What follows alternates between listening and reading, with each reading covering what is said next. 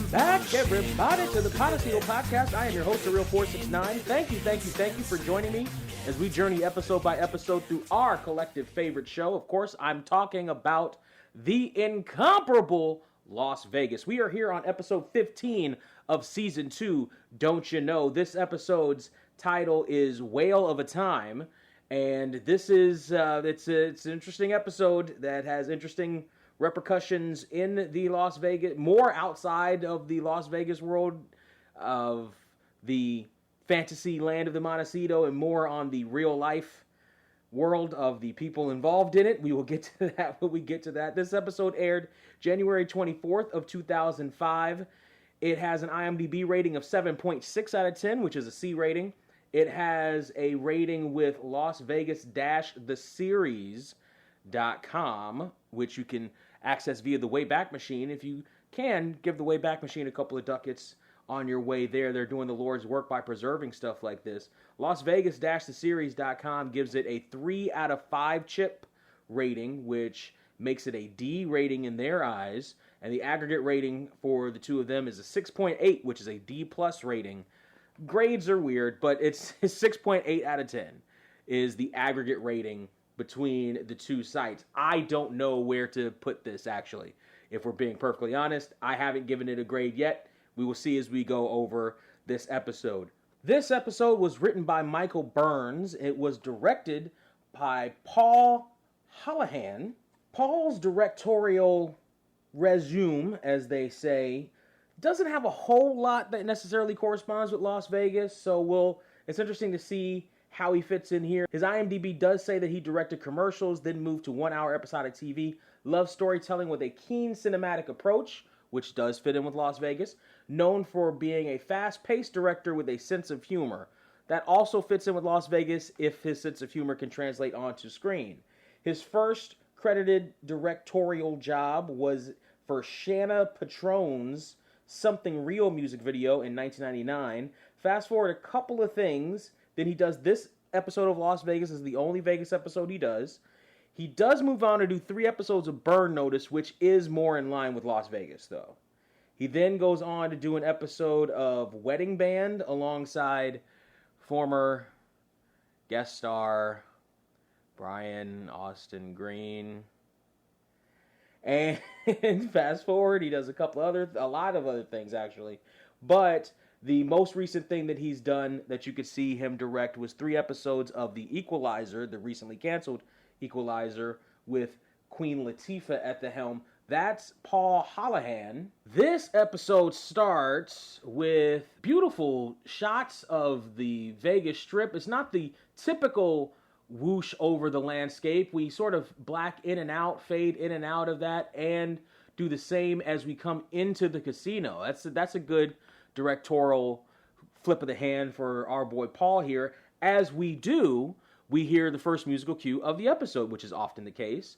If you're watching on the original version, you have the original version? No, I don't have the original version.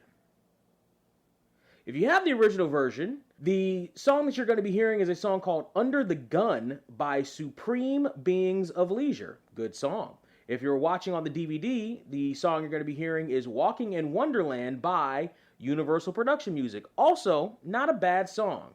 If you're watching on the streaming service, though, they switch it out, and you're going to hear what sounds like an AI song. Now, it might be Glass Reflection by Amos Roble, Amosrobel. I say might be because that came up, and that's one of those songs that seems to be lost to time. I can't place it on any website. I can't listen to it anywhere. It came up, but when it came up, there was no way to actually listen to it via the apps that I put into place to hear such things. So either it's an AI song or it's Glass Reflection by Amos Roble. I can't confirm that.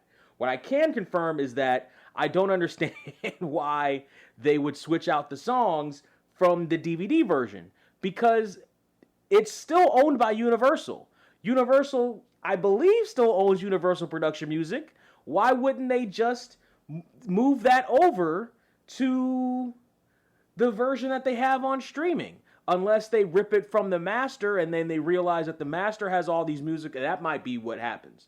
They might rip the streaming version from the master and realize that the master of the episodes, which went out over the airwaves, has copywritten music on it, and that might explain why there might be some switches from the DVD back to the original songs that we've seen every once in a while on streaming services too. Either way, watching shows on streaming is needlessly complicated.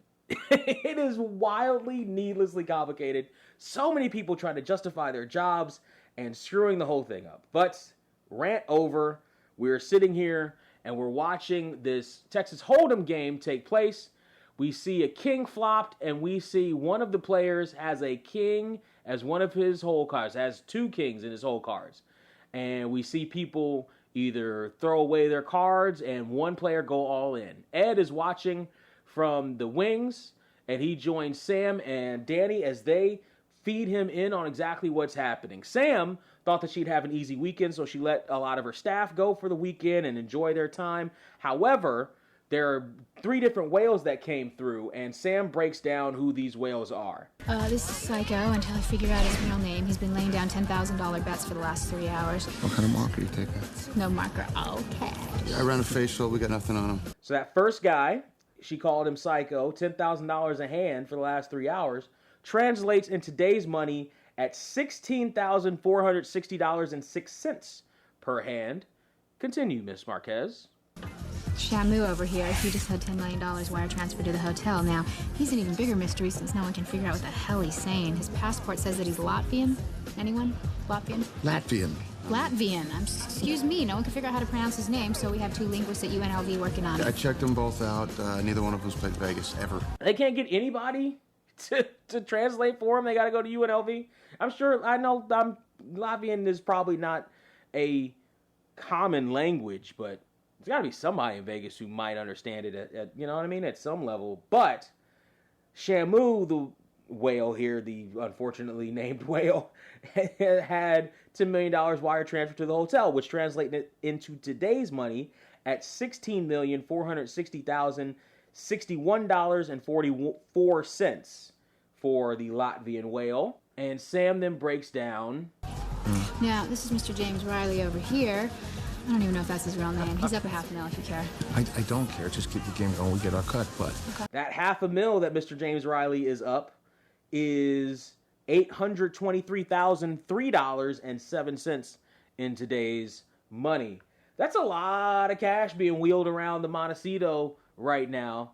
And Ed sends Danny out to go check on these mystery whales that have just seemed to come into Las Vegas out of nowhere, never played in Las Vegas. They are looking to try to get some kind of background on them for many different purposes, not the least of which so that they can identify who they are.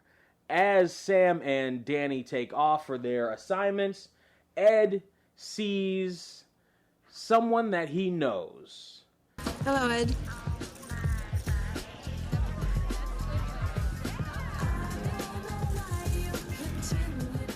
What are you doing here? Just need a room. Are you in trouble? No. Are you in trouble? Ed, I'm in Vegas for some fun, and I need a room. That's all.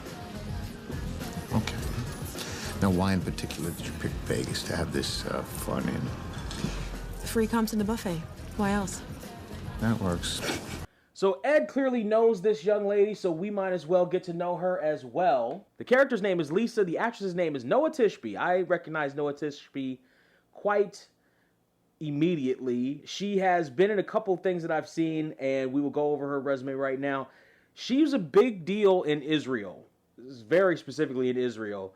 She got her first big break at 16 playing the lead in the hit original musical King David, according to IMDb. She got a scholarship to the National Museum of Arts and went on to play the lead in Israel's highest rated primetime drama.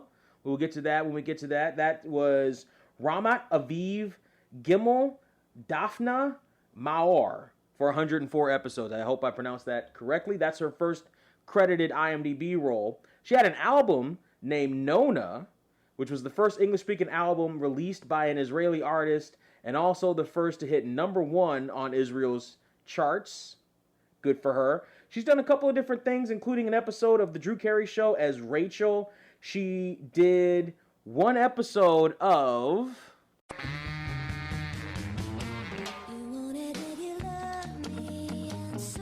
That's right, Coupling, alongside best friend of Vanessa Marcel, Rena Sofer, and former guest star Jay Harrington, the English version of Coupling. Oof. Sorry, sweetie. She played the girl in that episode. She does this episode of Las Vegas as Lisa. This is her only Las Vegas appearance. Where I recognize her from is... The rich and powerful, they take what they want. We steal it back for you. Leverage. She plays Mikhail Dayan in an episode of Leverage in 2009, alongside, not just alongside, but fighting against and later coupling with former guest star Christian Kane, aka Elliot Spencer. You could still connect these universes. You could Dean Devlin, GST, give me a call. You could still connect these universes. There's no reason why Mikhail couldn't just be, another nickname, another alias for her on her adventures. She going down the same path Elliot Spencer went down, directly including going through Las Vegas. Listen, make that connection. Give me a call. I don't even want just give me 0.5% of the proceeds. You don't even have to bump me up to 1. Just give me a producer credit. Give me a scale and a producer credit. I'll take it.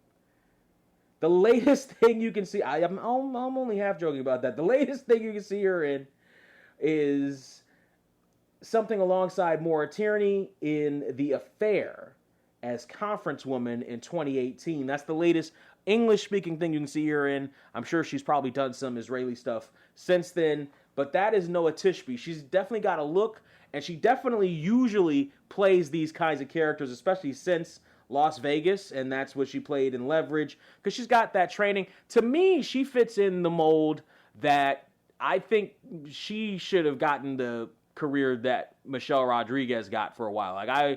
To me, Noah Tishby probably, because she's more talented an actress, and you can see that here. She's a more talented actress. She's got more emotion in her face. She's more striking on camera. She seems to fit. She's not just Yuna actor. You know what I mean? She's got some dimension to her. But that's just me. Who am I to say anything about, like Fast and Furious? GST. I don't want to step on your toes there by saying anything about that. But I think Noah Tishby should have. If you didn't audition her, you should have auditioned her. I'm just saying, you had her in the Rolodex. You should have looked her up. I think you should have looked her up. So as Ed is taking Lisa, or at least ushering Lisa and calling up to reserve her room, we see the whales that were mentioned earlier all seem to side-eye towards Ed as he's on this conversation. All 3 of them. As they do, they pass by someone who gets up from his chair, who's seemingly drunk right at that moment, runs into Mary, asks her if Vegas gives returns on...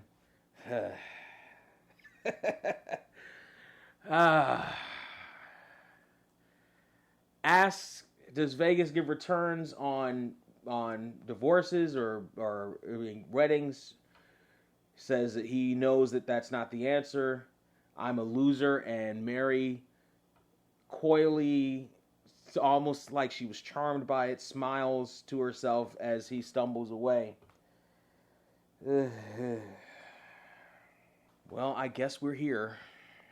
That was Jay Mohr. Jay Mohr is a comedian.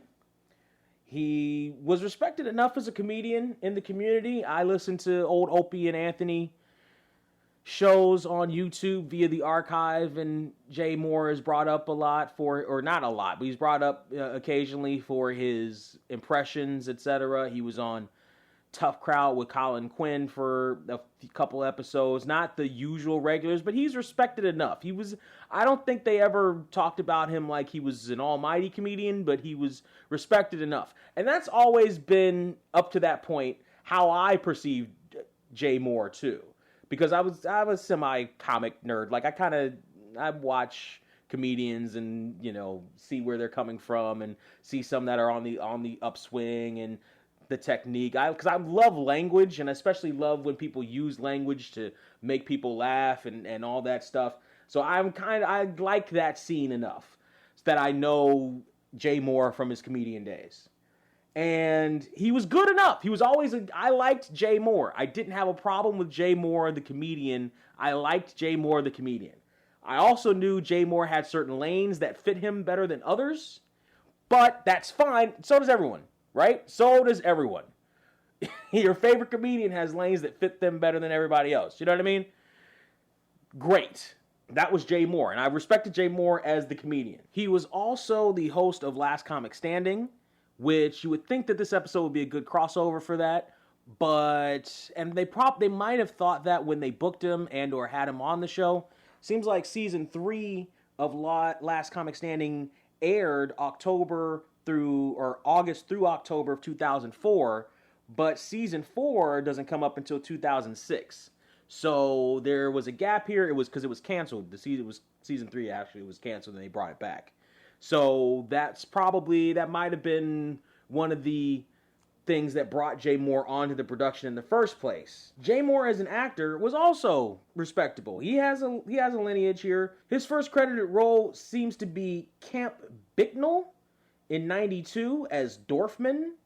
He also did 19 episodes of Camp Wilder, one of the TGI into Camp, that goes into Camp Dorfman. Or he's Dorfman in both of those. So Camp Bicknell must be the pilot for Camp Wilder. They must have changed it for 19 episodes in 93, which I believe also co-starred future recurring star Jerry O'Connell. Yes, it did. Fast forward a couple years, his first big break that people notice him from was Jerry Maguire as Bob Sugar in 96. He then goes on to do Mafia in 98 as Tony Cortino. He then goes on to do Action. He gets his own TV show again for 13, although Camp Wilder is more of an ensemble. He gets his own TV show as Peter Dragon and Action for 13 episodes. I remember that show being aired and there was some press around it. I don't remember watching it though, but I do remember the hype around it. He goes on to star alongside Bill Murray, James Spader, Catherine O'Hara, and future Las Vegas cast member Laura Flynn Boyle in Speaking of Sex as Dan. He then goes on to do 4 episodes of Fastlane as Roland Hill, which is more in line with Las Vegas. Again, and Fastlane also comes up with the casting directors too, seemingly. He does this episode of Las Vegas as Martin Levson, we later find his name out is. That was an interesting syntax, but sure. For this episode, he then co-stars alongside Anthony Anderson, Loretta Devine, Scrubs' Donald Faison, Regina Hall, Charlie Murphy, Nicole Ari Parker, and Kalita Smith in King's Ransom as Corey. The only reason I bring that up is because it co-stars Kalita Smith, and Kalita Smith does not get enough credit for her acting abilities. He then co-stars for 33 episodes of The Ghost Whisperer as Professor Rick Payne, and I bring that up because Nikki Cox also at least guest starred in Ghost Whisperer, and that was, I believe, one of the last credits. They had a couple others. That's one of the last credits they had together. He starred in Gary Unmarried for 37 episodes in 2008. I liked Gary Unmarried when it aired. I haven't seen it since then, but I actually liked it. I thought it was a relatively sharp show. I liked Gary Unmarried. I thought maybe it didn't get the credit it deserved. It was almost like, to me, it felt almost like in some aspects, a male version of New Adventures of Old Christine, which is another hilarious show. I liked it. I thought it worked. He then co-stars in Suburgatory for 5 episodes as Stephen Royce, Dahlia's father. Another great show. He then co-stars alongside Jay Leno, Kelly Osbourne, Billy West, Kevin Michael Richardson, and former Las Vegas guest star Lee Allen Baker in The 7D as a couple of different voices for 2 episodes. The latest thing you can see him in is something called Bull Run in 2024. He also has something in post-production coming up. Jay Mohr is the ex-husband of Nikki Cox.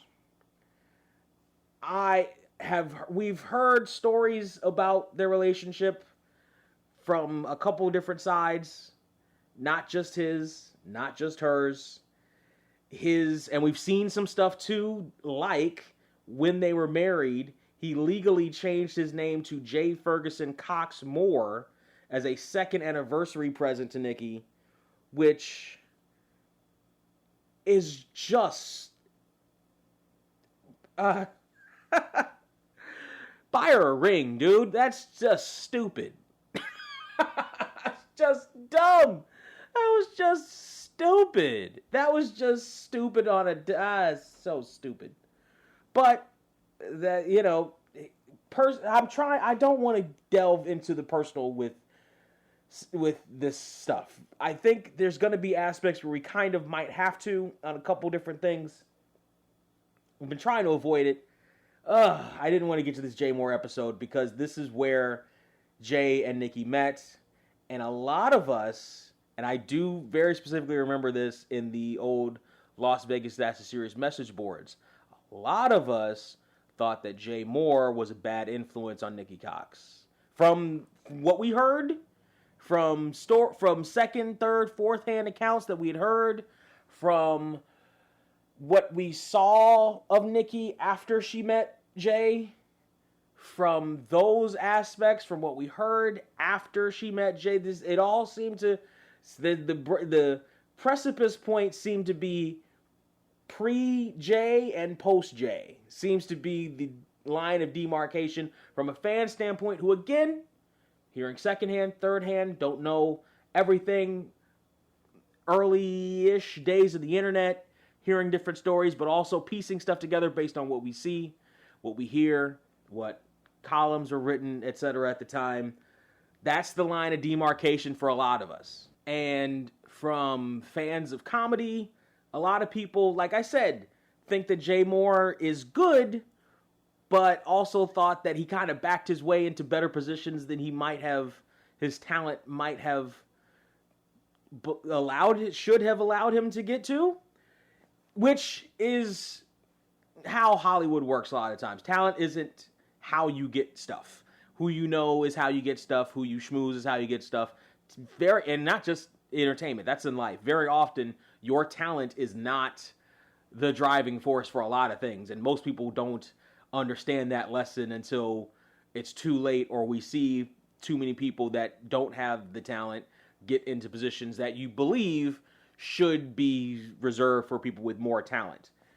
A lot of people in comedy seem to put those pieces together too with Jay, or think of those pieces again, whether they're accurate or not. That's what a lot of people thought, and add that to his romantic escapades.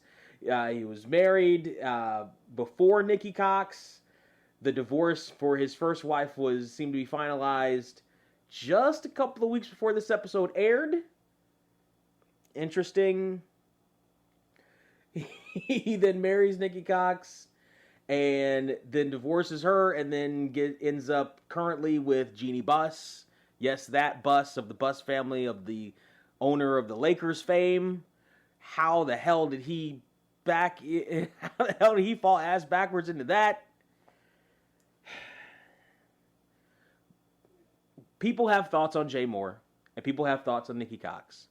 And I am of the camp that leans more in favor of Nikki Cox than as a terms there. And we've heard some stuff about Nikki Cox too, that who knows all that happened in that situation. I'm going to try to wrap this up here when I say that I, for a long time and still to this day, am not entirely keen on Jay Moore, the person, from what I've seen and heard. And I'm still not necessarily keen on Jay Moore in terms of what influence he had in Nikki Cox's life and or career. I don't know everything. I wasn't there with them, I don't know everything. I've heard some stuff. I've seen some stuff. I don't know. But that's where I land on it. It's a controversial thing. I know it is. And we could have the discussion. This is precisely why Twitter exists. At the Potacito, talk to me about it. This is exactly why Las Vegas Facebook page exists. You can talk to me about it there. This is exactly why the Las Vegas Reddit exists. We can talk about it there. That's exactly why these places exist. This is exactly why Las Vegas Dash, the series, was such a great place to be, because we could have those discussions there. But I'm more Team Nikki than Team Jay, and have been since not long after this episode aired. And we will get to that, unfortunately, much sooner than I thought we'd have to get to that, too. Let's move on. Let's let the dealer shuffle the deck for a second, and we'll be right back. I assume you're interested in large amounts of money. It's Vegas, who isn't? If you like the podcast and you want to help support it, you can buy me a coffee, send a Cash App, or join our coffee, KO-FI, and or Patreon. Just search The Potacito on all those platforms. As we do move on, we get to see the sisters, the Queen sisters, talking about old boyfriends and who goes out and dates the exes of the sisters. I just think because we lived under the same roof, it'd be a good idea not to date the other's leftovers. 2 words, Todd Donovan. 10th grade Todd Donovan. The kid you wouldn't let get to second base. Don't even go there, Miss Doubleheader. I can't believe you're still upset over Todd Donovan. Upset about what? Oh, she's upset that I went out with an old boyfriend of hers. No. She's obviously jealous. Obviously. Jealous? Are you kidding me? I am not jealous. What do I care if she wants my leftovers? Oh. Methinks the lady doth protest too much. Methinks that's well put. This is an interesting dichotomy, and I immediately, man, what a palate cleanser. I immediately love this. I immediately love seeing this. I've talked about in recent episodes the dichotomy, the relationship between Delinda and Nessa, and how I want to see more of them establishment of their sisterhood, right? Why is Nessa not here with the family thing? Why is Delinda not caring about that? Why? This is great. This is terrific. And we've seen little bits of this before with, what was that? The Come Fly Away With Me with Delinda's ex from junior high who died from cancer, right? Remember that episode? And them talking about the history of it. We remember the Silver episode when they were in the Hummer and they were talking about the history of Delinda going to camp and Nessa being there, remembering that. I like that stuff. This episode is going to be full of not necessarily the history, but full of the sibling rivalry between the two of them, and I like that. That's what I like. So Delinda and Nessa are bickering a little bit about going out with leftovers of the ex, which in and of itself is an interesting thing to think about. It used to happen a lot back in the day. I've definitely heard stories. Matter of fact, 1 or 2 of my uncles used to go out with other aunts than they ended up with. That happened a lot back in like the 60s, 70s. That was because you just dated around, and especially if you were the siblings often went to the same schools if they were close enough in age. And then after school, somebody would come around and they spot somebody and spot somebody else. That wasn't uncommon. Sometimes it was a cleaner break than others. Sometimes it was after the fact, but it wasn't uncommon for that kind of stuff to happen. Probably conversations happened in between the siblings where they're like, oh, you like him? Yeah, go ahead. Go get him, girl. I was through with him anyway. Right? That happens. So this is not an uncommon thing. And with friends, with best friends, that's also a thing. I personally, I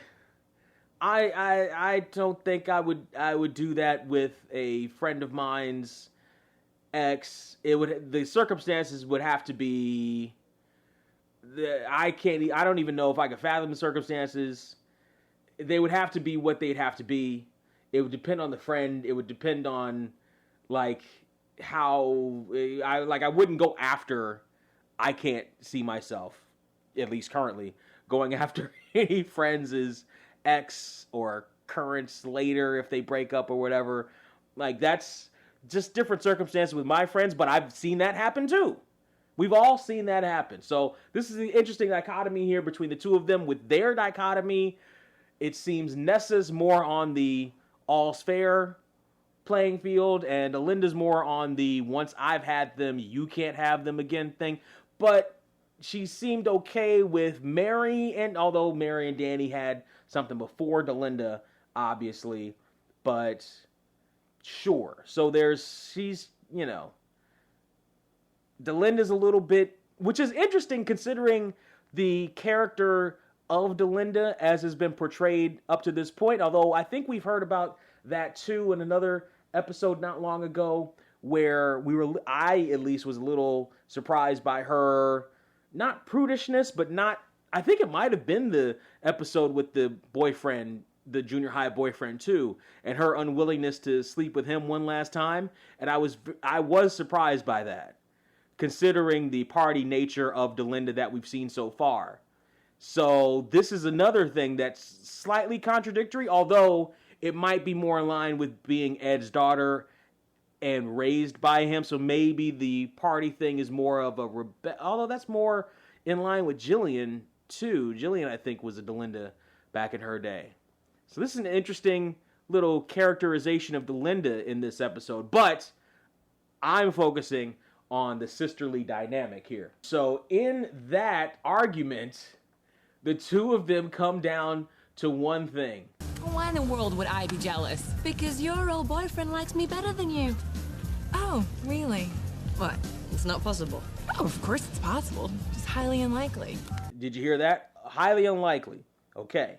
Sam comes in and wants them to babysit James Riley, who we saw earlier. And Sam breaks it down. James Riley, hot, rich, single. Oh, Okay. Yeah, okay. I'm in. So, highly unlikely, huh? $100 says completely impossible. Oh, bring it, bitch. Oh, I'll bring it. Listen, you guys, I need you to babysit the whale, okay? Not harpoon him. You know what? Never mind. You got Delinda, never mind. It's gonna be a long weekend. It is going to be a long weekend as both of the sisters flip their hair and take off.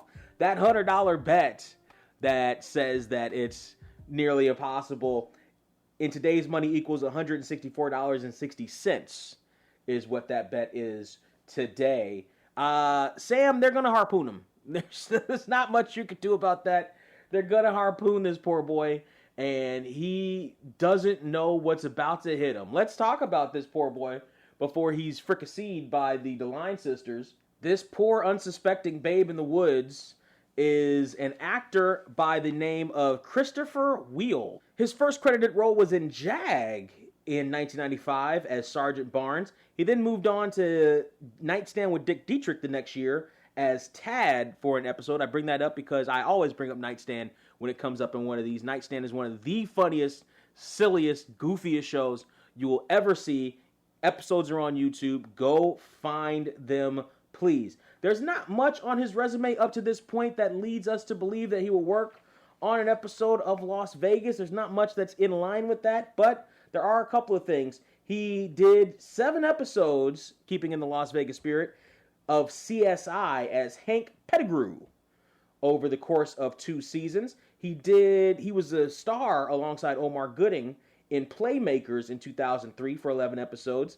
He co-starred alongside Dean Cain, future recurring actor Dean Cain, very close. He's coming up super close for 2 episodes of Clubhouse. He does 1 episode of Ghost Whisperer alongside current guest star Jay Moore. He does Las Vegas for 2 episodes. However, they're as 2 different characters. This episode, he is James Riley. He will come back in 2008 as Kyle Aldridge. So he's got a chance to be VIP guest star twice. Right now is his first opportunity. If you voted him in, I'm not sure. You let me know that. But he will come back later in the series. He then goes on to guest star for 9 episodes of Jericho as Roger Hammond alongside just recent guest star Alicia Coppola for 9 episodes.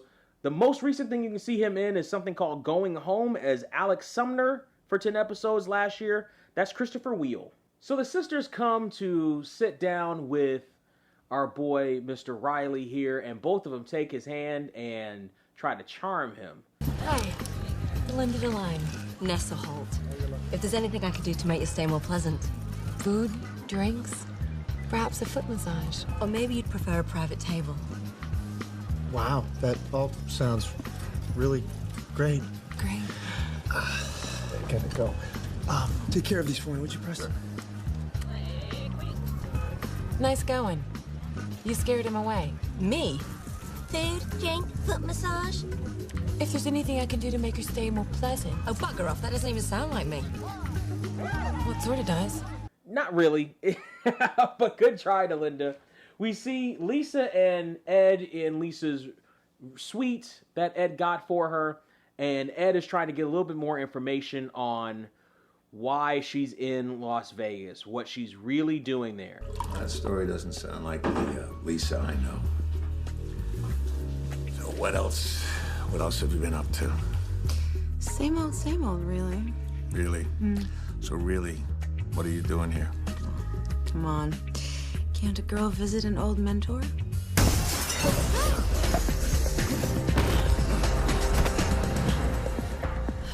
Into my ass. Exactly. Mentor my ass. Anyway, Ed may be right, but Lisa's there for a specific reason. The reason that we are here is the intro to Las Vegas. This is the best damn intro in the business. We've already gotten rid of one streaming service that asked you if you wanted to skip the introduction. So all I'm going to say, and we don't need to get rid of any others. All I'm going to say is that if you are on a streaming service and you're watching this and that streaming service asks you if you want to skip the intro, you can if you want. We've already shown our power. You don't have to do it. But you can if you want to skip that streaming service. Skip it! Because this is the best damn intro in the business. Why would you skip this introduction? Why? In any event, Ed leads Lisa into his office afterwards and basically tells her to leave the Montecito. Well, I have more than 10,000 people here at the hotel. I have twice that many playing in my casino, all of whom I assume take for granted the fact that they would not be shot while they were staying here. Ed, I already apologized. If you want me to leave, just say so. I'm saying so. Maintenance is replacing the window. And she looks a little dejected by that, but she just got shot on the property. I'm surprised Ed doesn't do this more often with more people who are in trouble or bring trouble to the Montecito, if we're being perfectly honest. And she's nothing but trouble, especially if she's got a history with Ed. If Ed's her mentor, she obviously has got somebody after her. I'm sure she's got some weaponry on her. That suitcase she brought with her probably wasn't just filled with makeup. So, be that as it may, Danny comes back in with the sniper bullet, and they start to go over the whales that are staying there and start to go over who might have been within earshot of Ed while he was talking about the room number that they were going to put her in. Going over it, the 3 new whales were all busy. They were all on camera. They weren't anywhere near the shooting. So there's somebody else that they have to try to figure out who was involved with it and how. But in the meantime, Ed tasks Danny with taking Lisa to a safe house. Danny asks Ed if they should call Metro, and Ed says, Don't you think we should get the police involved? No. They're going to want to know who the intended victim is, and they're going to ask questions that I just can't answer. Yes, sir. which should help tell us more that Lisa is more into Ed's shady past. So there's a lot of questions, and this is a good way of building that up. There are a lot of questions that can't be answered for various reasons, not the least of which we got a 44-minute show, but also we know there's a history, and they're very good about allowing us to know there's an intriguing history behind these characters that come back from Ed's past. Sam is trying to talk to Psycho, the whale known as Psycho, to try to see exactly what he would want from a hotel casino host, but he's not giving her anything. Nessa, meanwhile, is buttering up our boy James Riley, Mr. Riley here. I just want to make your stay more enjoyable. Enjoyable. Need a new room. One closer to the exit. Consider it done. Anything else? Romantic dinner for two? I like the way you think. The Montecito's rooftop gardens? I like the way you think, too. I'll go make that happen. I'll be right back. Look at Nessa. Look, who can blame him? Look at that smile. Who can blame? That is Nessa Ice Queen Holt. That is Nessa Alicia Holt, damn it. That is, come on. How do you say no to that? Who's going to take her spot? Oh, wait, here's Delinda. Hi. Hi. So tell me, James, do you have any dinner plans tonight? Well, actually... Because I really recommend our room service, and I'd be happy to bring a meal up to you. Or perhaps we could dine together. In your room. Wow. I'll take that as a yes. Don't bother dressing up.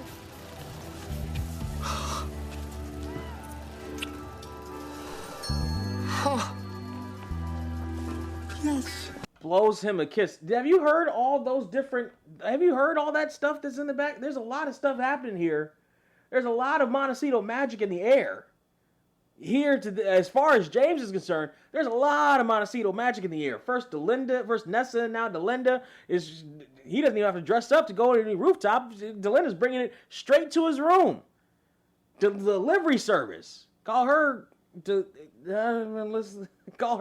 Dash.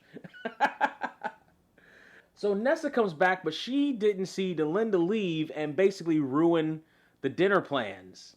As Mr. Riley says he has to cancel dinner, and we go immediately to seeing Sam trying to butter up the bigger whale.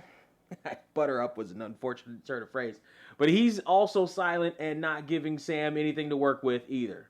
We then go into Bellicera and hear what I believe is production music playing overhead as Jay Moore is spouting off about how he lost his girlfriend to the Blue Man Group rather loudly in order to garner, and he is garnering attention from Mary and from Ed as Ed is passing by Bellicera, and Mary gives Ed the story about how our boy here has lost his fiance to be a Blue Man Group groupie. Wait a minute, you're saying there's a Blue Man Group groupies? Oh, yes. You really don't want to know what they do. I lost all my money playing Keno because I thought it was easy, like bingo, but it's not. It's hard. Like all my money hard. Get rid of him, okay? Ed, he booked a room for 2 nights. Well, just give him his money back. Upgrade him to a suite. Do anything. He can't sit here talking about losing his wife and his money in my hotel. It is not good. Yes, sir. And I just heard it there, too. More Montecito magic. The recipients of this Montecito magic recently it's not been on the mark as it has been in the past. But here we go. And we'll see why later with our boy here as he pours more of his heart out to Mary about losing his fiancée, Chrissy. And she asks whether to find her and try to talk to her. And he says that she's tainted now that she's been with the Blue Men. And Mary says that they're going to upgrade him to a suite. What if we upgraded you to a suite? What if it was a really big suite? Big suite. Big suite. Oh! And Mary seems to very gingerly pat him on the back as she's not comfortable with that hug. Oh, if only, Nikki, you kept that in. I'll try to keep these comments to a minimum. Anyway, Danny takes Lisa to the safe house, and we hear a little bit of Lisa's history with Ed, but super, super little. As Danny says, she seems to be a little bit young to have worked with Ed, and she says that she was in the Israeli army at 18, which all citizens of Israel have to be, and she was Mossad at 21, and that's how she probably got on the radar of Ed. Danny asked what she did, and she just... So, what exactly did you do for Ed?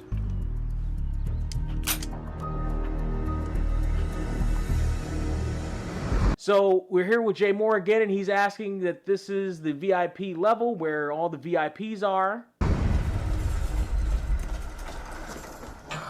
This is where all the VIPs are located? Oh, yeah. This is as exclusive as it gets. In fact, you need this pass key for the elevator just to get on the floor. Wow, top floor for the top dog. Notice that Jay Mohr, when he's in these conversations and the kinds of wording that he's using, he's asking these questions. Keep that in mind as we continue on the episode. Mary shows him the room. Wow. Most beautiful thing I've ever seen. Suite? Yeah, the suite. It's nice. And Mary looks at Jay Mohr as he gives her that compliment. And it was probably more Nikki than Mary.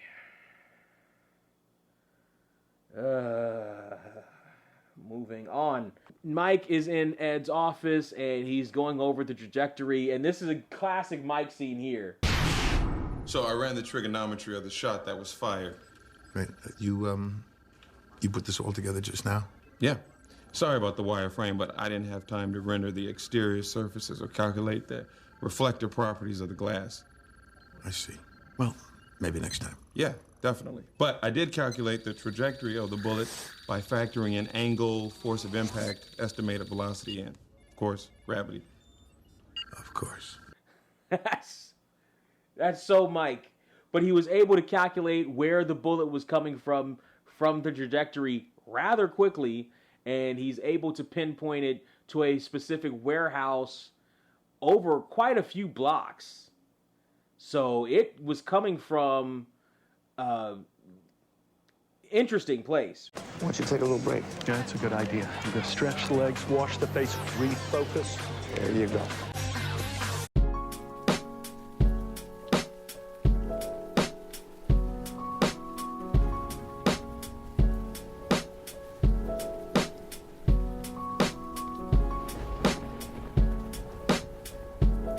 You're listening to Rainy Days Don't Get Me Down by Anthony Njoku.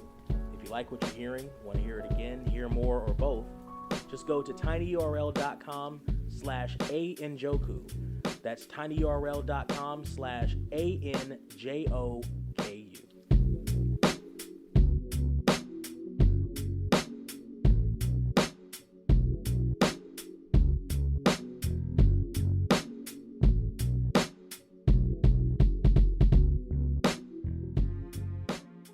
But we then go through Mike's 3D model onto the rooftop that night, and Nessa seems to have wrangled our boy James up for that dinner that he thought he was going to get it directly in his room. As we see this, we hear our next musical cue. The musical cue here, if you're watching on the original, is More Than a Woman by by the Bee Gees. Forgive me for that one. And if you're watching on the DVD, what you hear is a production song with the piano underneath it. Interestingly enough, if you're watching on streaming services, the song that you hear sounds like More Than a Woman. I initially thought it was AI, but my apps seem to come in at the very last minute. The song is called Dance Contest by Danny Pelfrey and Rick Rhodes. Pelfrey spelled Pelfrey, and Rick Rhodes spelled like Dusty, Rhodes. So that's the song that's played underneath there. Nessa just happened to wrangle Mr. Riley away when she told him. And I'm so glad you told me about Delinda. She doesn't look like a guy. Vegas transgenders fool everyone. Thirsty? Ah! Nessa, she's an ice queen, all right. Delinda played dirty. Nessa's playing dirty. Delinda came through. You see this back and forth. Delinda came through after they met him initially together. Delinda swooped in after to try to steal him away with a better offer. Delinda had to counter that one. The back and forth between them. I like this. I really like this a lot. But Nessa again coming back in with some more defense. To the most beautiful woman in the world. Oh, I'm sorry, James. Hold that thought. Hello. We have a problem on the casino floor. I'll be right back.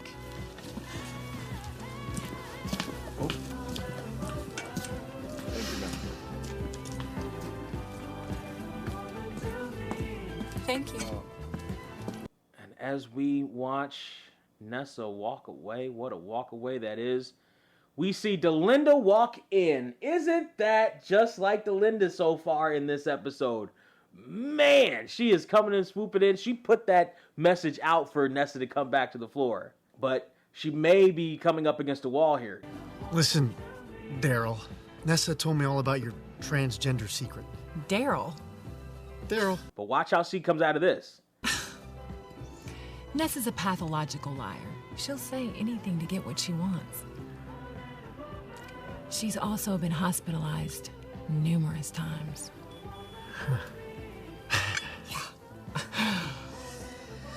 Cheers. Cheers. Well, here's the thing about that. If the Delinda not being transgender thing is something that would probably have to be dealt with, it would definitely have to be dealt with at some point. The pathological liar thing and being crazy, listen, crazy doesn't always scare guys away. I understand there's crazy don't always scare us off, unfortunately. But right now, James is kind of going with the flow. He's kind of just going with whatever he's told, which is interesting from that vantage point. We whoosh down the casino strip into the warehouse where this came from. Just looking at it, the warehouse doesn't seem... Oh, it's a straight shot to the casino from the warehouse. I'm glad they showed that shot. Because as we were looking at the overhead, there shouldn't have been a way for a small warehouse to reach that floor length, but they are able to see that it's a clear shot. So we have Ed, we have Danny, we have Lisa at this warehouse. They're all gunned up, and they're all going in to find out exactly what happened or see if they can find any clues whatsoever in the warehouse. Danny takes off in one direction. Lisa and Ed are looking in their own direction, and Lisa lets us know that about 2 weeks ago, something happened with her in Madrid. About 2 weeks ago, my cover was blown. How? Don't know. Where you set up? Don't know that either. She then lets us know that she didn't know who to trust or where to turn to, and that's what brought her back to Las Vegas to talk to Ed and try to probably find some answers, which totally makes sense. Meanwhile, while that conversation is happening, Danny happens across what appears to have been the nest for the sniper. He sees a shell, not a shell, but an actual bullet on the floor. I don't know if it doesn't look like it was actually spent at all. Then there's one that does look spent, and as Danny checks it out,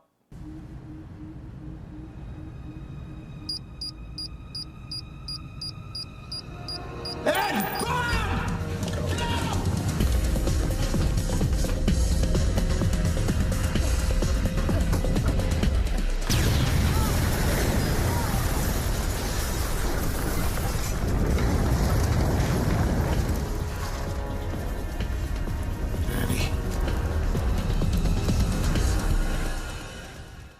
we see Ed and Lisa escape. We don't see if Danny escapes. And in the aftermath, both Ed and Lisa are looking at the wreckage, and Ed is seemingly speechless at first. So you tell me everything that went on in that operation. You tell me now. Start now! And Lisa is taken aback, but she is probably about to say something until...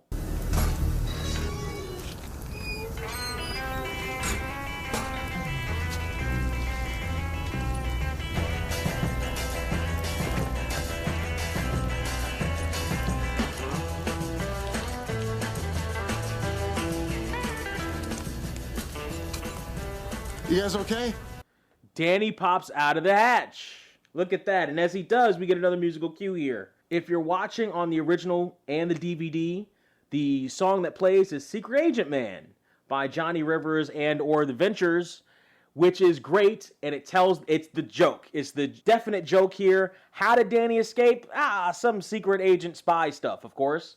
And he comes out of the hatch almost like a cartoon secret agent would have gotten blown up and come out of the hatch, like almost coughing up smoke and stuff. And that's the whole point, the secret agent mystery thing. That's the joke.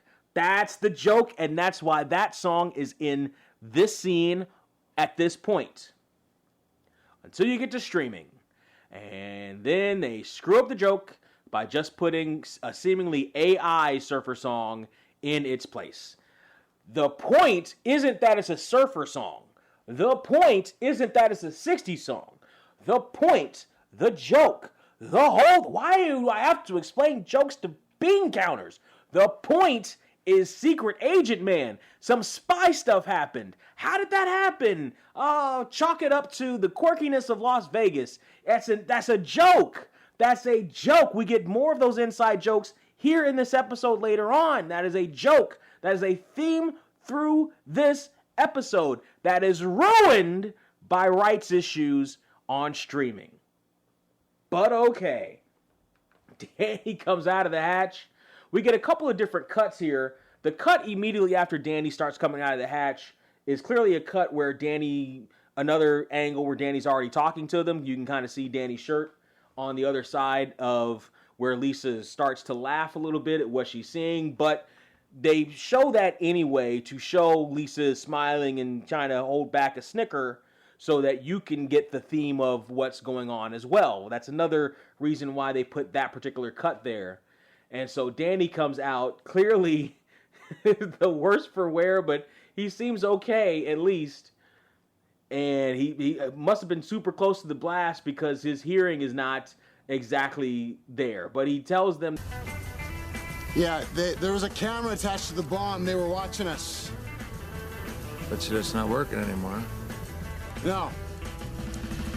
They made us, and they know we're helping her. Okay, let's get the hell out of here. I'm sorry? Come on. So, that's the joke. It works if you're watching on original or DVD.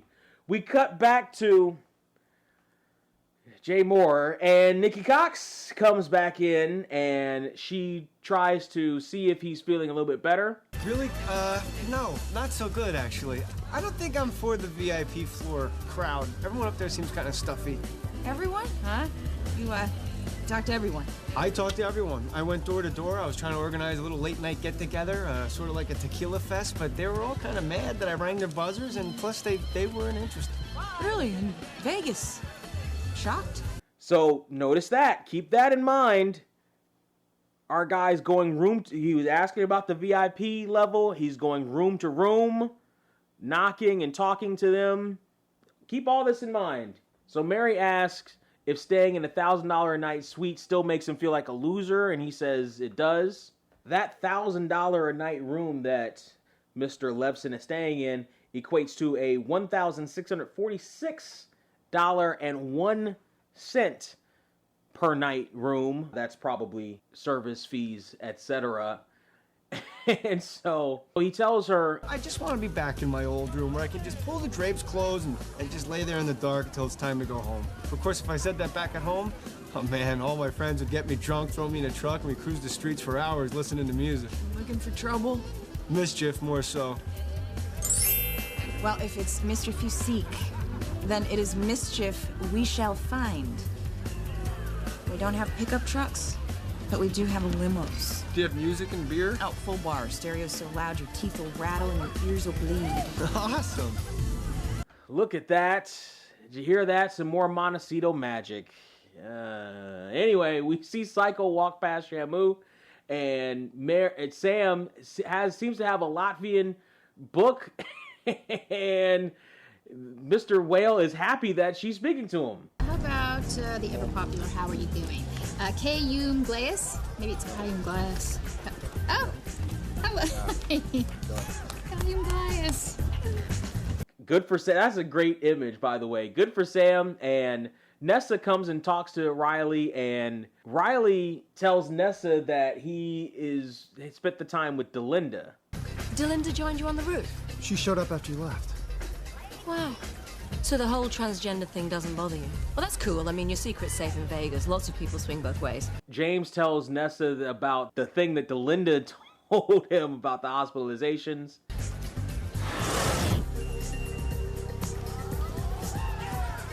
Did she also tell you that I'm a sexaholic? Really?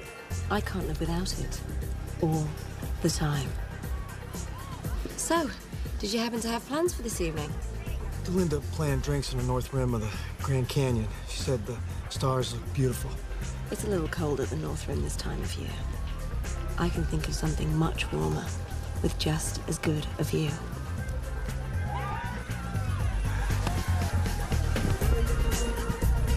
Nessa! I mean. If this, look, that's, if that's not Montecito magic, I don't know what it is. Oh my good, what did you, Nessa on your lap, talking about, I think I'm parched. Let's go with, let's move on. We see Lisa in the safe house packing her stuff, and this is immediately after the explosion because Danny is still banged up and dirtied up from the explosion. Danny, I almost got you killed. I'm fine. Okay? Listen, I have orders. You're not going anywhere. You think you can stop me? If I have to, yes. You should really get yourself cleaned up. I'm fine. Afraid I'll leave if you take a shower? No, I know you'll leave if I take a shower. Good for Danny. He learned his lesson from Sam. Remember Sam took off when Richard Allen Wesley was in the parking lot? Remember that? Danny knows better. He knew better then and he knows better now. Good for Danny. However, Sam didn't do this.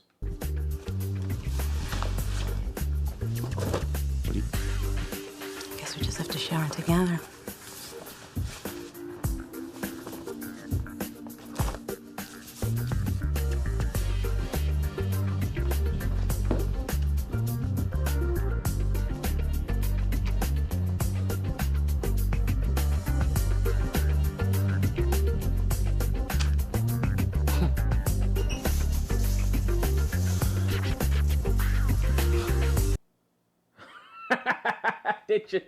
Did you see it? It looked, I don't know what it looked like to you. It looked like to me Danny was about to make a motion towards the shower. That's what it looked like to me. But it cut. So Ed is in surveillance with Mike in his office, and they're going over the security and again trying to think about who's within earshot of Ed as he's reading out the room number where Lisa's going to be staying. And he tasks Mike with finding out who those people are and running checks on everyone that's around there, but tells him not to run it on the girl. Ed, you know you can trust me with whatever's going on. I know I can trust you, Mike. I wouldn't ask you to do this if I couldn't trust you. Then why the secrecy? Just one of those things. Okay? Okay. Mike. Yep. Thank you. You got it. So what we saw there is a little bit more maturity with Mike in terms of the clandestine nature of what Ed might ask of his people than we saw from Danny early on in the series, than we are actually really going to see from Danny later in this episode. But that's one of the slight differences between Mike and Danny. We then whoosh into the top of the stratosphere, and Delinda and James are both getting massages. But wait a minute, what happened to Nessa? Can you believe an entire shipment of blackjack tables ended up in Laughlin? And they won't release them without her signature. Apparently the delivery driver was given very specific instructions. Who gave the delivery driver those instructions, Delinda? Huh? I say, who gave the delivery driver those instructions, Delinda? Just not gonna answer? Just gonna lay there and get massaged up next to Riley? Okay.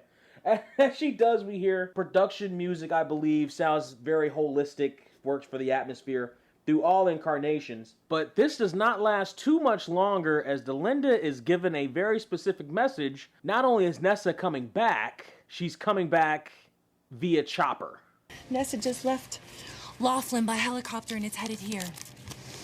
Can't have that now, can we? Jeez, Delinda. We cut back to Ed's office, and Mike and Ed are going over the backgrounds of some of the people that are within earshot of the phone call. Mike was able to confirm some of the people. They seem to be okay. We don't ever see two of them again. One of them is a psycho, but everything seems to be on the up and up. Mike can't confirm one guy, and we see that one guy right there with his cell phone open. We aren't able to see who he's calling, but we are able to see a tattoo on his arm, and he seemingly has some military tattoos. It's a tattoo of a skull. U.S. military. Nuts. You know him? Just that he could be one of the good guys.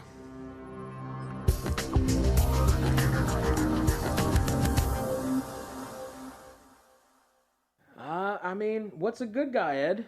So we cut back to the Vegas Strip, and as we do, we whoosh down onto the limo that Mary was going to have Levson ride in. And as we do, we see an interesting whoosh here because we see a CG 3 bottles of champagne. It kind of CG whooshes down, straight down onto the rear window of the limo, but it's a stretch limo. It might just be a regular stretch limo, but we whoosh down in the back seat and we see 3 bottles of champagne already on the back rear window console there, but they're CG'd, so they're not the best quality, and it's very fast, but I do the slow whooshes just for you people. And so we whoosh through those into the limo, and we see Levson with champagne in his hand and Mary, and he's going crazy about the car. Does everybody in the hotel get to use this car? No, that's for official use only. I bet your boss, I bet he has a car like this. Actually, no, he drives an Aston Martin, or sometimes a Hummer. A Hummer? Mm-hmm. Really? Like camouflage with machine guns on the roof? That's awesome. No, just plain orange. Oh, no guns. That's cool, orange. Yeah, I thought the yellow Camaro at the valet was your boss's car. Oh, that's Danny's. So, again, lots of information exchanged back and forth here with Levson and Mary. Lots of unique ways of asking questions. He thought the yellow Camaro was the boss's car. Why is he so curious about the boss's car? He thought he's asking about what kind of car the boss is driving. Keep all this in mind. Mary's volunteering some of this stuff. He doesn't ask who Danny is either. He has no idea who Danny. Who's Dan? What's a Danny? Why doesn't he ask who Danny is? Interesting theory there. Keep all this in mind as it's happening. He talks about back at home and his truck, and he babbles on for quite a bit about it. And the stuff that I talked about, you aren't supposed to notice it. And I'm wondering if at this point you're starting to notice what's happening here. But he does a lot of talking here about his truck, Betsy, and Mary says that she's got to get back to work and has the limo driver take them back to the hotel. Hey, you know what? Thanks for everything you're doing for me. You're just nice. This is great. You're very welcome. I'm glad you feel better. Hey, we're gonna head back to the hotel. Okay, Miss Bell. Martin. It ain't gonna happen. If only. Why couldn't life imitate art in that moment? But it happened. For better or worse. And we're moving on. So we whoosh through the Vegas Strip into Mandalay Bay, a.k.a. the Montecito, into Cup of Joe's, and we see the other queens as they come out of Cup of Joe's. Sam is giving a slight update on the whales. There's no real update on them. She says other than... What about Psycho? Charles Manson with an attitude. I'd like to kick his ass out of the casino, but he just played $500,000. Which translates into today's money at $823,003.07. And so Sam asks the sisters there about James's chip count. Hey, what's the chip count on James, please? What chip count? What do you mean, what chip count? You two were supposed to keep him playing, remember? Ness? I wouldn't know. Someone sent me to Laughlin. You told him I was a man. After you promised him room service. Okay. I'm sorry.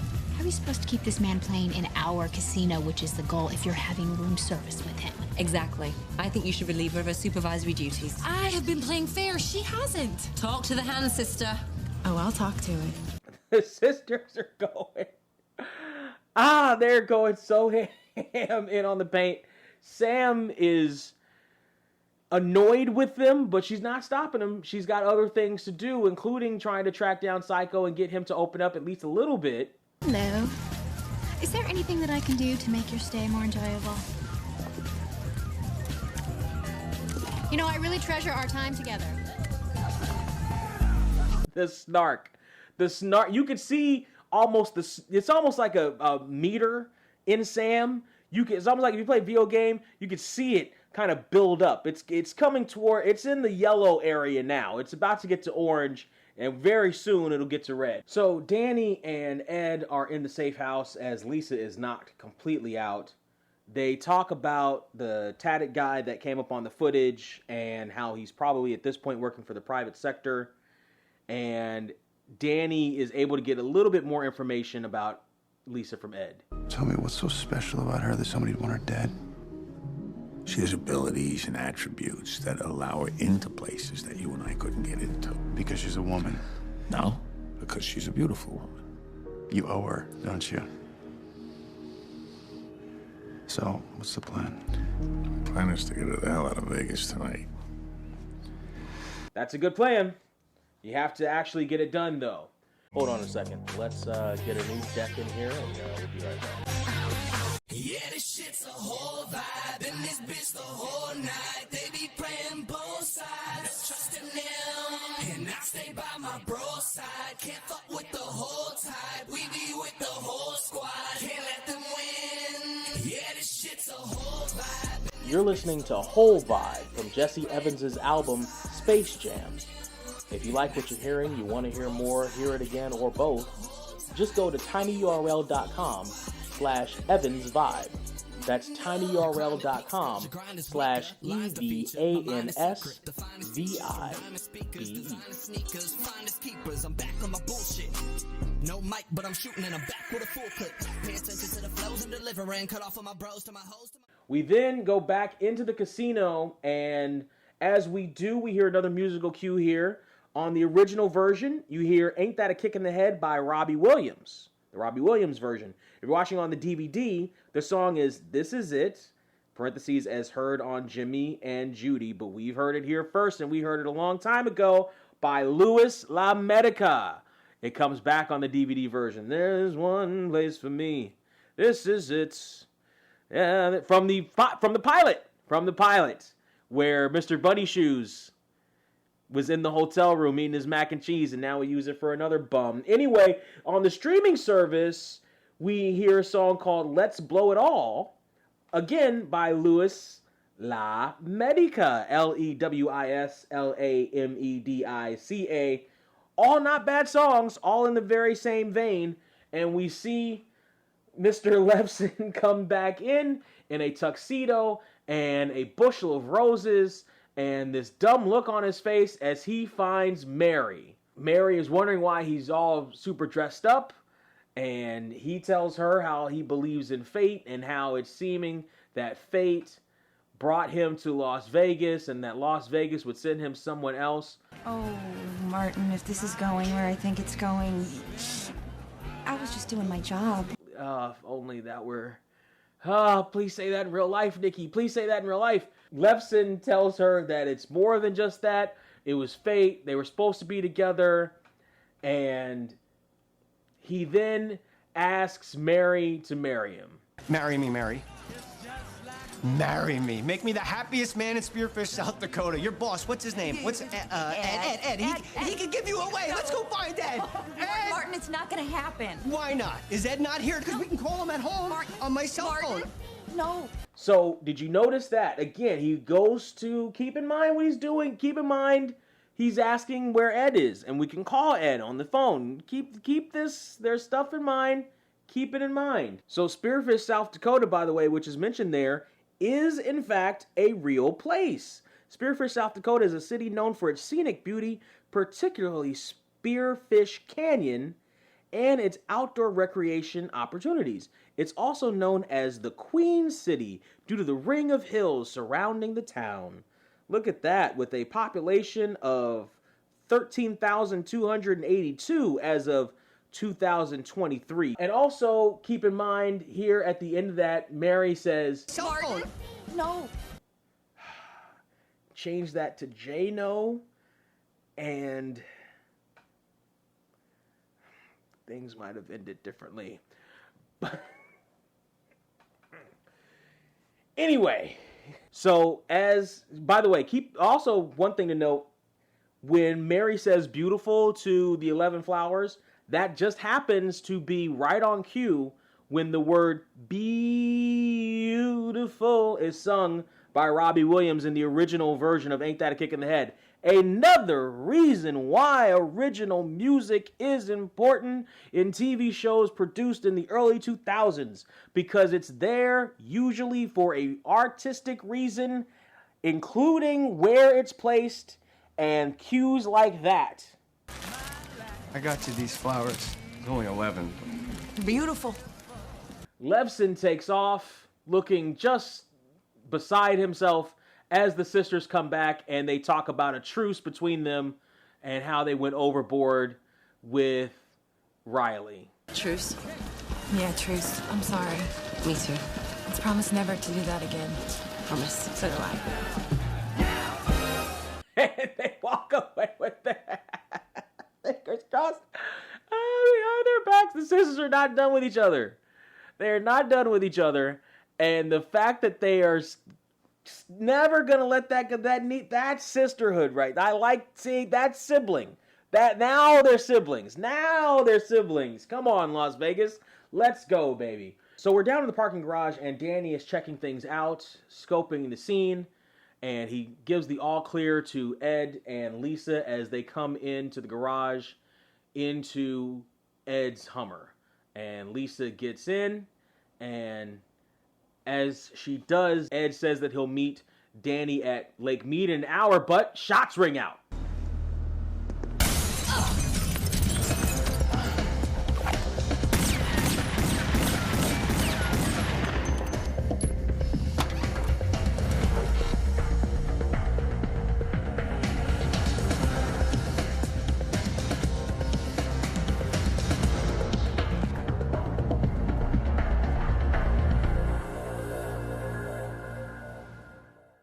And unfortunately, we saw a head fall onto the console as Danny saw more cameras in the trunk of that car, which, by the way, I looked it up. This was a couple years after the DC Sniper incident. I had to remember exactly when the DC Sniper incident was and line it up. This was a couple years after that, so it's not wildly out of the pocket of believability for a sniper bullet to come out of a trunk of a car somewhere. All Danny's heroics, the front seat still slumped over with the head of a female. We come back into surveillance, and Mike and Danny are looking over the surveillance tapes from the parking garage, and the Kings are able to spot like the car, but are having a hard time keying in on the driver. He seems to know where the cameras are. He seems to be evading the gait recognition because of the way he's walking. He's walking with a very noticeable limp. Danny's able to think about his shoes and notice that he's got a lift in his heels. Son of a bitch, look at that. He's got like a little lift on his heels. About an inch.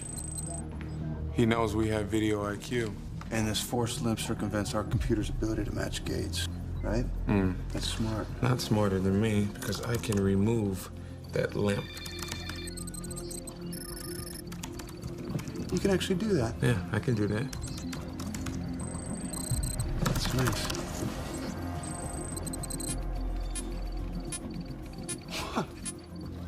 Now, his gate is isolated, and I again try not to bring in too much of real life into this podcast, but I have seen something recently about this technology being used in real life when it comes to the authorities and them tracking down people. We're not going to go into the ins and outs of the legalities or moralities of that, but I have seen stories of them doing stuff like this very recently. And I'll just say Las Vegas was ahead of the curve on that. Whether it was for good or bad, I will just say that they were ahead of the curve on that, and or that this stuff was already in the works back in 2004 or 2005. So with that new information, Mike is able to get a match and note that he was everywhere. I wonder if that ties into the show. Who in this episode was everywhere? We then whoosh into the elevator band. We see the sisters on either side of Mr. Riley, and they are swapping stories. She tortured small animals. Hi, Mr. Riley. I'm sorry. I just need to speak to these two ladies for a second. Okay, I'll be right with you. Are you crazy? What are you doing? She started it. Jinx. Definitely sisters. Mary sees that she's at the front desk and she sees that someone is checked out. I believe we're talking about our boy Martin. And we see Ed already at the airport, and out comes Martin. Nice to finally meet you. Yeah, hi. Hi. Are you from the charter company? Because my flight doesn't leave till later. I'm from the Montecito. Oh, this is about those towels I might have accidentally packed. You cut the crap, man. What? I stole a couple bathrobes. They were terry cloth, and I can't afford... Turn around, put your hands over your head. At this point, the charade is over. It's nice to finally meet you, Ed. You're somewhat of a legend. Nice to have fans. Hey, how'd those get in there? Now, this is actually more of the Jay Moore that I know from the comedic circles that I've seen him in. Who sent you? Anybody from Washington, maybe? Washington? You mean the good guys? That's what I love about you has-beens. Everything's good guys this, bad guys that. Yeah. Ow! So Ed tries to pack it in with this guy, and out comes the pilot of the plane with a gun. So Danny and the pilot have a standoff. Ed shoots Levson as he runs away and keeps Danny from chasing him. Okay. Hands in the air on your knees now! You cover him, I'll go! No, stay, stay! What are you talking about? You missed him! So we cut from that back to the Montecito. Keep all of that in mind. All that is happening. Keep all that in mind. As we do, we are back in Belisara, and Sam is with the sisters as they're both in Belisara, mulling things over with different drinks. Although it looks like probably just soda and water. But Sam does want to speak with them, and they straight up apologize to her. Yeah, things may have gotten a little out of hand. Wow. Well, James can't stop raving about the two of you. He liked the fighting? He loved the fighting and wants to come back next year, as long as the two of you are his hosts. And I believe that. Did you ever have two girls fight over you? That is an intoxicating experience. That's a magical thing. That happens. That is a magical thing. I'm in a different place now. But that's a magical thing. We'll talk about the different place later. As we're listening to this, there's production music playing overhead in Belisara, and Sam says that she doesn't want to split the take with them, and the fighting is a bit exhausting to me, so I said no.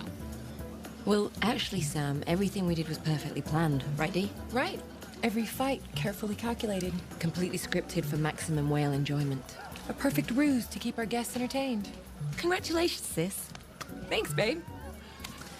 That is that's some good fancy dancing that the sisters are doing there to try to assuage Sam of her apprehensions about having them host Mr. Riley when he comes back next year.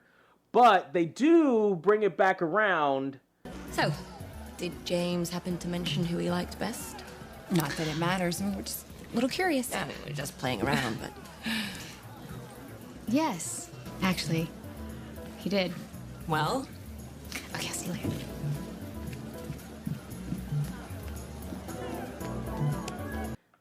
And Sam leaves the sisters slightly upset. Now, I do have a question here. Well, before we move on from this, the sisters are a bit vengeful here. What do you think, pizza? Oh, yes. 200? It's a good round number. Hi. I'd like to order 200 large cheese pizzas to go. Deliver them to the Montecito VIP desk. Just ask for Samantha Jane Marquez. So the sisters are a bit upset about that. But I do have a question for you guys. Who do you think James liked best? As we're watching this back and forth, who do you think James liked best? Delinda or Nessa? Not who you specifically. Who do you think charmed James the most? And we could talk about that a bit later. We cut back into surveillance and this weird new sliding door that's here, almost Star Trek-like sliding door that has not been seen before. I think this is the new passing of it. And as we do, we see again, I mentioned this before, I'll mention it again here. James Caan's hair does not look great. And it hasn't looked particularly great all episode, but it looks awful in this scene. It looks oddly awful in this scene. But they come back in and Danny asks why they couldn't talk in the car, and Ed says for lots of reasons. The reason they couldn't talk in the car is because the scene was happening in surveillance, and they couldn't have the scene happen in the car because they didn't want to shoot the scene in the car. But they also acknowledge that there's no reason why these two wouldn't have had that conversation in the car coming from the airport back to the Montecito. Why would they have just said silent? They had to acknowledge, again, they had to acknowledge the gap somehow. Because logically it didn't make sense. Although even acknowledging the gap doesn't necessarily excuse the gap, right? One would think there would be a conversation, and again, this comes back to what I was talking about with Mike's maturity at some clandestine stuff with Ed not necessarily telling all the information at the time. Danny here is not taking kindly to that either. As Danny says, how could you miss him? And he was standing right in front of you. You had a clear shot. I didn't miss him. I hit him exactly where I wanted to. Look, if I'd have shot him in the head, he would have found it very difficult to report back to his people. At least it was dead. Being dead, by the way, is extremely liberating. Okay.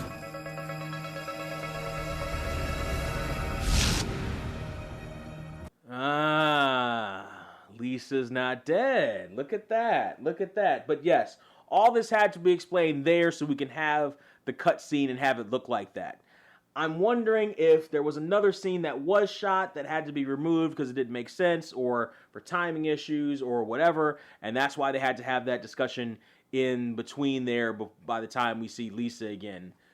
Or maybe they could have done it in a different place. Who knows?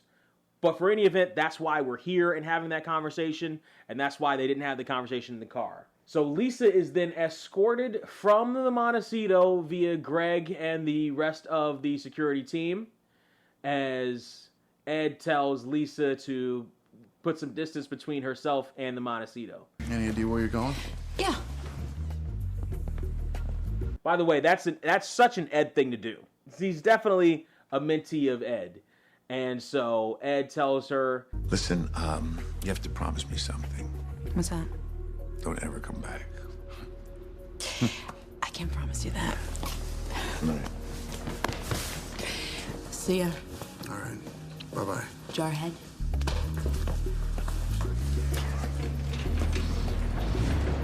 So off goes Lisa, and we cut back into the conference room where Ed and Danny reminisce about the day's events.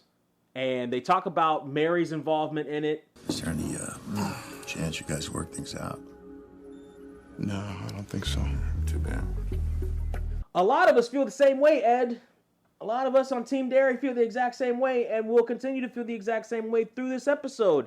There are other episodes coming up in the near future where this will be discussed again. So keep that in mind, kids. We're not done with Team Derry just yet. They talk things over, and we get the wrap up here where Danny talks about how Ed seemed to be a little upset at the possibility that Danny wouldn't have made it out. When that warehouse blew up, You looked like you were, No, I knew you were fine. Really? Yeah, really. Because the way you looked when I walked out, you looked a little worried, a little upset. No. I was not worried, nor was I upset.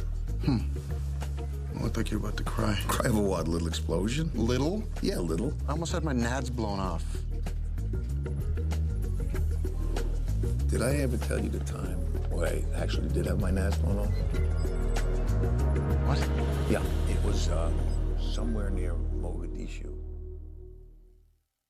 So we have the exchange between the two of them as we fade out on the episode. That's a good classic Las Vegas fade out. As we cut to the closing credits, we do see that the hair and makeup people for this episode were the same hair and makeup people for last episode. I don't want to come down on them too hard because they are not actors or producers or anything, but I noticed their work, and I should not notice their work. I should not notice it. I also noticed it on Lisa, too. Her makeup was not terrific, particularly her eyeliner. I should notice it, but here I am noticing it. This episode was not terrible. I don't hate this episode. I'm not utterly in love with this episode, but I don't hate this episode. The ramifications, we'll leave those alone for right now. Let's talk about what I do love about this episode. I do love the interaction between the sisters. That is fantastic. I do love the action aspect of the Lisa, Ed, and Danny storyline. I do Sam took a backseat this episode a little bit. I do like we get more Mary in this episode. There's some musical cues. There's some humor in here that I do like. Overall, all that is great. Jay Mohr, I have to mention Jay Mohr in this episode, more on him acting and his character in this episode than the person. There's a reason why he plays the way he plays, and we get that resolution at the end. He's annoying for a reason. If you're paying attention to his scenes, he's asking pointed questions that will lead him to something, specifically towards the boss of the Montecito, that will lead him towards where he wants to get to try to infiltrate and get to a position of... Although we're not entirely super clear about exactly what his mission is either. Is he getting to Ed? Is he getting to Lisa? That's murky. Who is he? Is he working with somebody else at the casino? If so, who is he working with?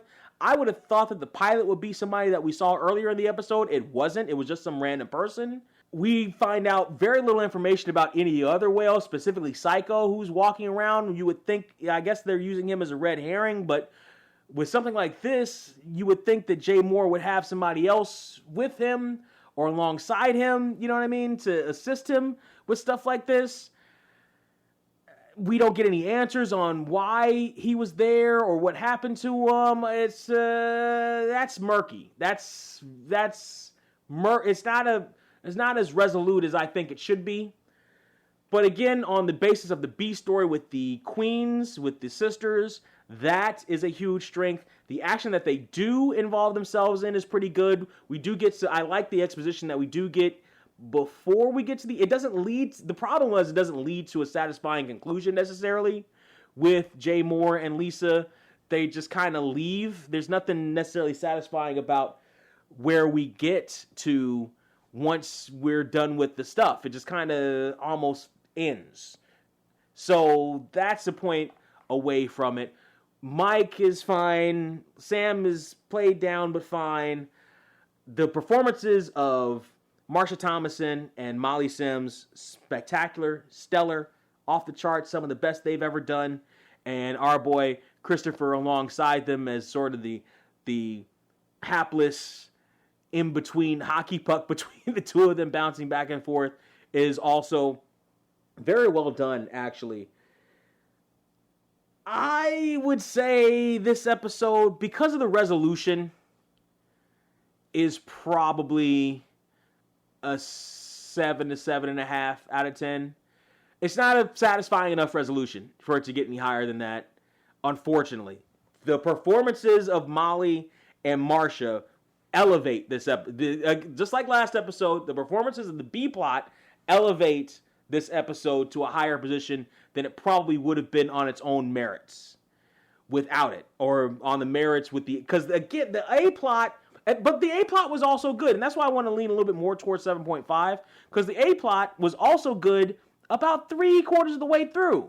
Once we get towards the end, and it's apparent that the resolution isn't really a resolution, that's where it kind of falls apart. So I'll give it pushing more towards 7.5, but I'm not secure enough to secure it and lock it down at a 7.5 than I am like a 7. So probably 7.25 seems about right. Yeah, you could have had, which seems, yeah, you had the close enough to that resolution. That's about where the episode breaks down at least a little bit for me in terms of they almost had it. They almost had it. They just didn't. They just kind of missed the dunk on the resolution. At least that's where I stand. But my point of view doesn't matter. Yours is the one that's important. And that's why I would like to hear from you about what you think about this episode and all other episodes involving it. Let us know in all the places where you listen to the Podacito. Let us know on the Facebook group. Let us know on the Reddit group. Let us know on the Twitter. That's where you can reach us. Sharing is caring. If you want to help the Podacito, this is the time to do it. Click on that little share button and put that link somewhere that you want people to see it. See if you can, get us a share on Instagram of some kind. Just post the thumbnail and post that on Instagram. Oh, it's my favorite new podcast. It's my favorite podcast. Oh, it's a favorite podcast. The host sounds so sexy. Oh my goodness, he's almost as sexy as Josh Duhamel. Put that out there in the world and see if we can get more people here at the Podacito to join you and I and our collective favorite show, Las Vegas. And that's the best way to do that if you're not monetarily inclined. If you are monetarily inclined, the best way to support is on Patreon or Ko-fi, ko-fi.com, or Buy Me a Coffee. Those are the ways to do it. There are different tiers. There are different bonuses. There are different bonus levels. You can join our entertainment director, manager, Anthony, in the paid version of supporting the show, and you will get all the different bonus features that you can handle. All the bonus features you can handle from the Podacito that we have available to you from the Podacito, and that is the best way to help support monetarily, and we appreciate you for it. The next episode next week, Can You See What I See? This is a fan favorite. Generally speaking, this starts a trend of fan favorite episodes. I am looking at the IMDb right now. It is criminally low placed by IMDb. We will talk about that next week when we talk about this. This is one of my favorite episodes. I do like this episode. It's a very good episode. And one of the reasons it's one of my favorite episodes is it marks the return of...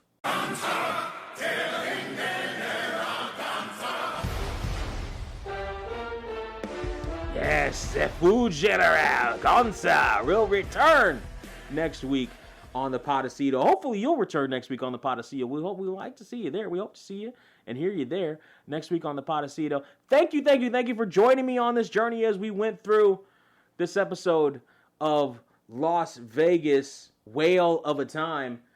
We will see you next week. Thank you so much. Thank you. And until next time, please remember, just say no to Jay Morse. Also, please, take care.